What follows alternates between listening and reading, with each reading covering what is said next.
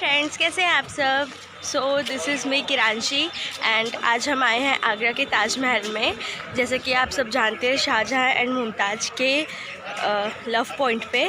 तो अभी हमने गाइड किया हुआ है और अभी हम एंटर कर चुके हैं यहाँ पर। तो चलिए चलते हैं। आपको पूरा इस एरिया के बारे में बता रहा हूँ। इस पूरे एरिया को बोला जाता है four court area. Four court क्यों बोला जाता है? यहाँ पे 4 गेट हैं और 4 ही गार्डन है। जिस गेट से हमने एंट्री ले ली, ये वेस्ट गेट हो गया, वो साउथ गेट है, और वो सामने ईस्ट गेट, जैसे वीआईपी एक्टर जो भी एंट्री लेते हैं उसी गेट से लेते हैं। और ये है रॉयल गेट, जो कि मेन गेट ताजमहल की एंट्री है। तो ये 4 गेट हो गए और 4 ही गार्डन है, जैसे एक, वो 2 और 2 इसके अपोजिट में। तो ये 4 गेट और 4 गार्डन, इसलिए इसको फोर कोर्ट एरिया बोला जाता है। ठीक है, ये बाय बाय डाउन देखो ना, छोटे छोटे लगे लाइन से। अब ये काउंट करेंगे तो देखो 11 मिलेंगे आपको। देखो गिन के 11 है ना, 11 ये है और देखो 11 वो है पीछे भी। ये टोटल मिला के 22 है। ये डोम क्यों बनाए गए हैं कि उस जमाने में कोई कैलेंडर कैलकुलेटर नहीं हुआ करते थे। जैसे जैसे ताजमहल को ये साल होता था बनते बनते, तो मेमोरी के लिए एक डोम तैयार करके रखते थे कि आज ताजमहल को बनते बनते 1 साल हो गया। इस तरीके से ये 22 डोम तैयार हुए। तो ताजमहल को लगे थे पूरे 22 साल बनने में। 1631 में शुरू हुआ था और 1653 में कंप्लीट हुआ था। 20,000 इसके अंदर पर डे वर्कर लगे थे, जो सारे ईरान से आए थे। ठीक है, अब चलते हैं अंदर। तो गाइस, हम लोग कौन कौन आए हैं यहाँ पर, आपको मैंने पिछले व्लॉग में नहीं दिखाया था, तो मैं अभी दिखाती हूँ।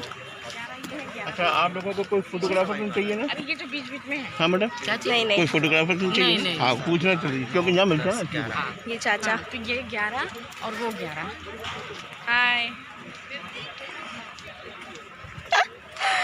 Camera phobia. जैसे कि अंकल ने कहा था, 4 गार्डन है। एक ये है, एक ये है, और एक वो है, और एक उधर है। अब आगे बढ़ने से पहले मेरे चैनल को प्लीज़ लाइक कर दीजिए, सब्सक्राइब कर दीजिए, और जितना हो सके उतना शेयर कीजिए। और चलिए अब आगे चलते हैं। तो गाइज़, अभी हम इसके अंदर जा रहे हैं। You can see. तो अभी हम ताजमहल के काफ़ी करीब पहुंच चुके हैं।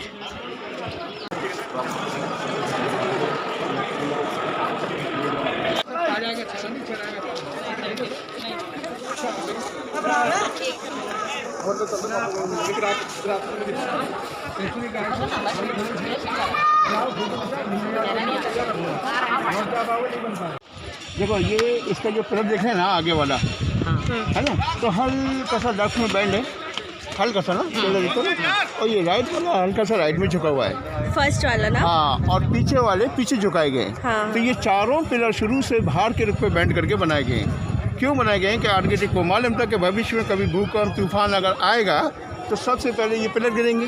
तो जब भी ये पिलर गिरे तो बजाज ताज पे गिरने के ये बाहर के साइड गिरे, यानी ताज को कोई नुकसान ना हो। हाँ। इसके लिए थोड़े से बाहर के रुख को बैंड करके बनाया पीछे वाला पीछे की तरफ। अब देखिए, ये दूसरे, ये जो पानी के फाउंटेन देख रहे हैं ना, ये मुगलों के टाइम के हैं। ये यहाँ से शुरू होते हैं और लास्ट में वाइट दीवार तक ये 53 है। और ये गार्डन्स पहले कुछ नहीं थे। ये गार्डन्स बनाए ब्रिटिश गवर्नमेंट ने। ये गार्डन जब बनाया है तो उसमें एक सवाल भी बनाया है। ये गार्डन्स यहाँ से लेके और लास्ट तक 8 गार्डन है। चाहते तो 6 भी बना सकते थे, 4 भी बना सकते थे। 8 इसलिए बनाए कि उसमें एक सवाल है। 8 इधर है तो 8 ही वो साइड में है। टोटल मिला के 16 गार्डन है। 16 गार्डन और ये 53 फाउंटेन्स, ये भी एक जवाब देते हैं कि ताजमहल 1653 में कंप्लीट हुआ था। और ये जो लगे हुए हैं फव्वारे के, ये तब के अभी तक के खराब कैसे नहीं हुए? नहीं, खराब नहीं हुए मैडम जी, क्योंकि इससे हर वक्त सर्विस होती रहती है। अच्छा, इसकी सर्विस होती रहती है। ये देख रहे हैं ना बिल्डिंग, ये है शाहजहाँ का मेहमान खाना, यानी गेस्ट हाउस। अच्छा। हाँ, लेकिन इसमें कोई रहता नहीं था। इसमें जैसे शाहजहाँ की कोई खास डिसीजन या खास मीटिंग जो भी होनी होती थी, वो इसमें हुआ करती थी। रहने का ठिकाना सबका था आगरा फोर्ट, लाल किला। ठीक है, ये बना, हाँ ये बना, तो इसकी सिमेट्रिकली ये बना, ये मस्जिद, इसमें नमाज होता है। फ्राइडे के दिन ये पूरे दिन बंद है, लेकिन इसके लिए इनको 2 घंटे खोलना पड़ता है सिर्फ नमाज के लिए। बाकी फ्राइडे को ये पूरे दिन बंद है। ये ताजमहल क्यों बना था? शाहजहाँ की थी 3 वाइफ। सबसे पहली वाइफ का नाम था सरहिंदरी बेगम, दूसरी का नाम था फतेहपुरी बेगम, ये तीसरे नंबर के हैं मुमताज़ बेगम, जिनका असली नाम था अर्जुमन बानो बेगम। 2 वाइफ से उनके कोई औलाद नहीं था। ये मुमताज़ से ही 14 बच्चे हुए थे, जिसमें से 8 मर गए थे, 6 जिंदा थे, 4 लड़के और 2 लड़कियाँ। धारा, शुको, मुराद, औरंगजेब ये तो इनके बेटे थे, और जहानारा, रोशनारा ये इनकी बेटियाँ थी।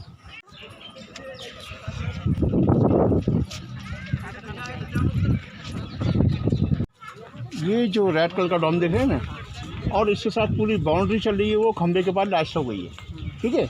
और बीच में ऐसे राउंड में ये फाउंडेशन देख रहे हैं, ये कागज था ब्लैक कागज, ये वाइट तो बन गया था, ऐसे ही ब्लैक मार्बल का और बनाने जा रहे थे शाहजहाँ ने, तो खाली ये डॉम बाउंड्री वो फाउंडेशन बन के रह गया, इसको रुकवा दिया। रुकवाने वाले थे इनके बेटे औरंगजेब।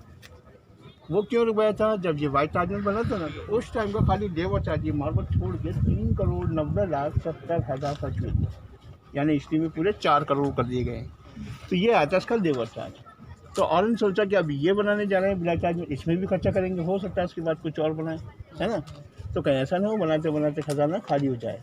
तो औरंगजेब ने शाहजहां से बोला कि ये जनता का पैसा मैं आपको उस तरीके से वेस्ट नहीं करने दूँगा, आपका जो बादशाह बनने का हक़ आपने बना लिया, तो शाहजहां जिस तरह के मैं इसको भी बना के रहूँगा।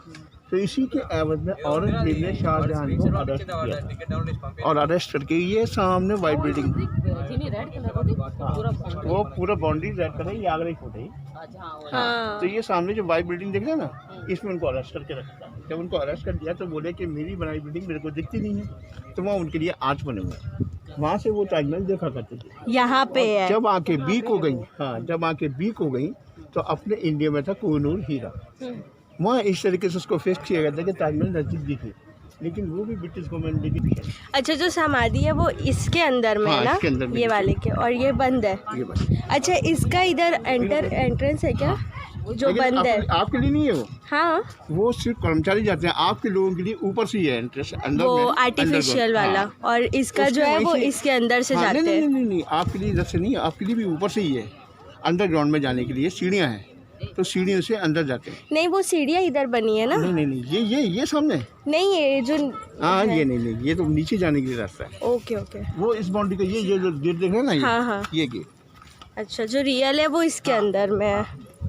इसमें जो है वर्कर लोग ही जाते हैं, जिसकी सफाई करने के लिए उनको अलाउड है। आप लोगों के लिए ऊपर से एंट्री है। Okay okay. हाँ, सीढ़ियाँ बनी है, मतलब जस्ट वो समाधि के ऊपर में ही बना है ना, जो ऊपर में हाँ, बना ऊपर है लगी है ना, समाधि। उसी के जस्ट नीचे, लेकिन जाने के लिए रास्ता लंबा है, हाँ हाँ हाँ, समझ ठीक है। रहे अंडरग्राउंड में। तो ये दरवाज़ा है हाँ, जहाँ से अंदर जाते हैं, हाँ, सिर्फ वर्कर लोग। सिर्फ वर्कर लोगों के लिए। अच्छा, इसकी जो कच्ची वाली है समाधि, वो कैसी है कच्ची मतलब? वो मतलब जैसे इसमें मार्बल नहीं है, हाँ, बिल्कुल कच्चा है वो, जैसे ईंट होती है ना, ककैया ईंट, हाँ हाँ, उसका चुना हुआ है। अच्छा, ठीक है। आप जो ये रिवर देख रहे हैं, ये जमुना रिवर है। सो ये रिवर जो चांदनी चौक है ना हमारा दिल्ली का, वहाँ पर भी है। जो चांदनी चौक वहाँ पे इसलिए नाम पड़ा था क्योंकि ये जो रिवर है वो चांदनी रात में बहुत ज़्यादा चमकता था, दैट्स वाई उसका नाम चांदनी चौक पड़ा था।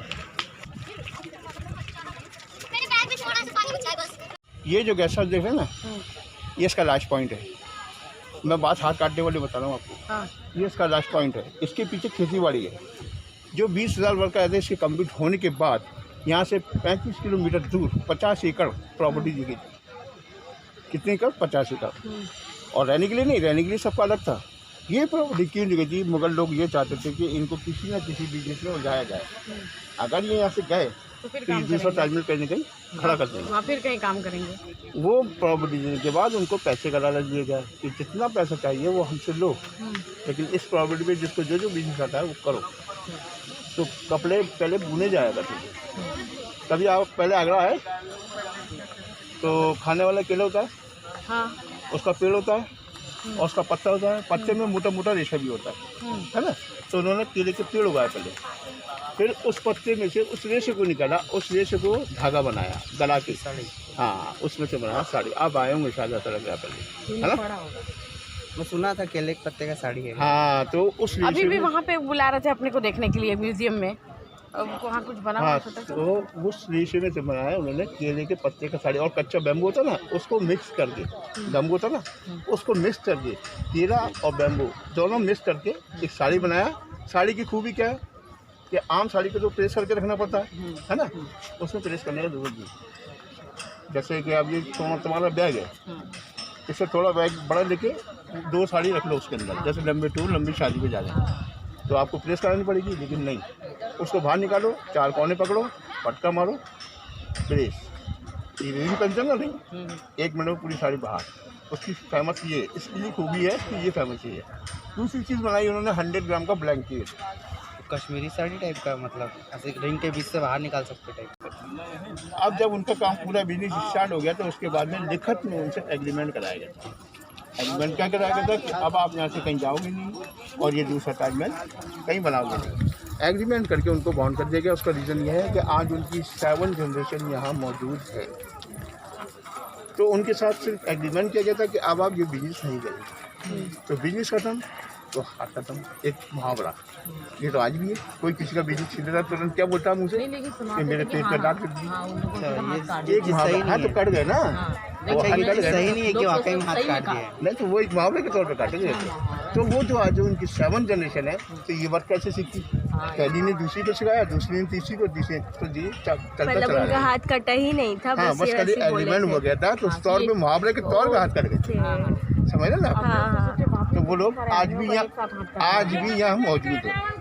और पहली बात तो सोचने वाली ये मैडम बात कि शाहजहां जैसे वो भी इतनी अच्छी चीज़ बनवाने के बाद कोई हाथ काट देगा, कभी सही ऐसे बात किसी है। काटे ही नहीं, तो ऐसे कैसे काट देगा, है ना।